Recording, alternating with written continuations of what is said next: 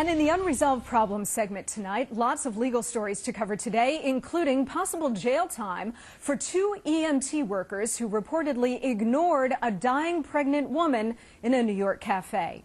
But first, this woman, 35-year-old Christy Lee Rocha, is charged with threatening to kill Michelle Obama. Was it a credible threat? Joining us now from Chicago, attorneys Kelly Saindon and Jennifer Smetters. Ladies, welcome. Let's begin with this threat against the First Lady. We all know that the job of the president comes with some serious risks, and we know that the president, unfortunately, is threatened all the time. But threats against a First Lady are pretty rare. Kelly, let's begin with you. What do you make of this? Oh, I think it's a problem. I think that with the recent security breaches at the White House, that this threat is credible. This woman has a history of sending mail to the Secret Service, and she made threats against them as well. And I think it's something that we should be concerned with. And Jennifer, do you think that prosecutors will go at this the way they would a presidential level threat? Probably they will on the onset in terms of the investigation. If this woman is keeping tabs on the First Lady, who's to say that she's not also keeping tabs on the President and their children? So in the investigative mode, absolutely. Whether or not the conviction would rise to the level of threatening the President, we will see. But absolutely, I think the initial stages, I think the investigation is going to be very heavy, very hard, and this woman needs to be taken, these threats need to be taken very seriously. We can't have people doing this. Yeah, Kelly, do you agree with that? I mean, that, you know, it's the president, obviously, but it's his family as well.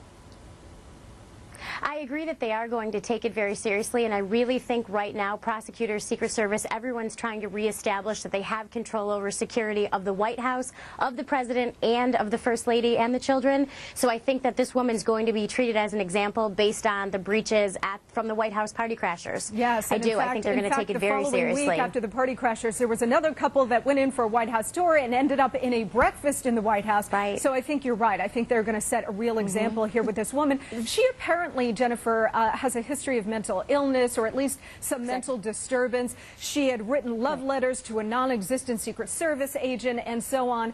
Do you think, I mean, how does a prosecutor treat this? Do they treat it like John Hinckley, where they charge this person and then they treat them as criminally insane? Well, the question is whether or not she's competent. Does she understand what she is doing? Just because this woman has shown in the past signs of being mentally unstable does not mean that she doesn't know what she's doing is right or wrong, and also does not necessarily mean that she will get an easier sentence, if you will, that is on the basis of her mental capacity. So what we have to look at here, first and foremost, no, the administration cannot take a mess up, any more mess up in terms of security. So this is going to be taken seriously. One, this woman will be evaluated in terms of her mental status, but I think she will be prosecuted to the full extent. I do believe that this woman, at the end of the day, whether or not she knows her actions were right or wrong, will really decide on the competency issue and how she will carry out her sentence if she is prosecuted and she's convicted of this crime. Yeah, Kelly, she also was arrested on taking a slug or trying to hit a Secret Service agent, so there's some assault involved in this too. All right, let's turn our attention, ladies, to the Heaney family, the balloon boy family. This story was inflicted on us a couple of months ago. We cannot get away from it. Apparently, the patriarch of this crew, Richard Heaney, was sentenced to 90 days, but he only has to serve about 30, and then the balance will be in a work release. Kelly, do you believe that's appropriate sentencing?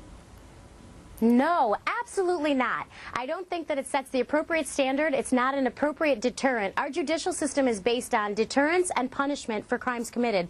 It was a crime. It was a hoax. I said it from the beginning. And this man getting only 30 days isn't a deterrent for other people going out to do something like this to get attention, try not to get caught, and get a media show. And if they do, 30 days in the pokey and then 60 days where you're not sleeping at home, but you're resuming normal activities and going to work, not enough. It's absolutely not enough. And Jennifer, the matriarch, the wife here, Mayumi Heaney, got sentenced to 20 days in jail.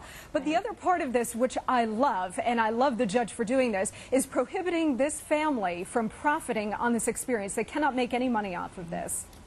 Absolutely. What we want to do is send a very strong message to all these people who are just after the fame that spending a little time in jail, they still are not going to get their way when all is said and done, that the justice system will prevail against people who are out to hold, I'm sorry, but this country was held at bay for a handful of hours. Companies, news networks, individuals. I don't know a company out there that didn't have internet access in which their employees were online looking at the footage of the balloon. We had productivity.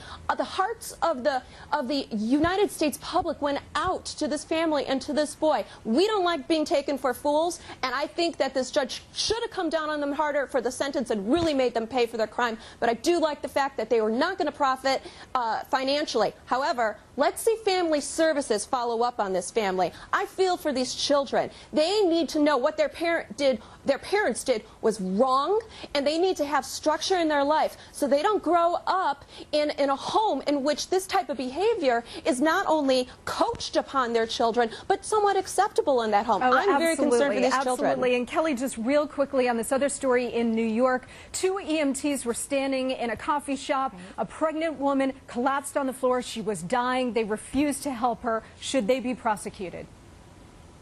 Absolutely. They should be fired, and I think they were, and they should be criminally charged. EMTs have an obligation to help people in distress. The fact that they said, call 911 and walked out bagels in hand is reprehensible. It's morally reprehensible, and it's against the law. They should be prosecuted and to the fullest extent available under the law. And they do take an oath to help people, and there is no coffee break from responsibility. Ladies, thank you so much. No, there's a 24/7. Exactly. Merry Christmas, ladies. Thank you. And plenty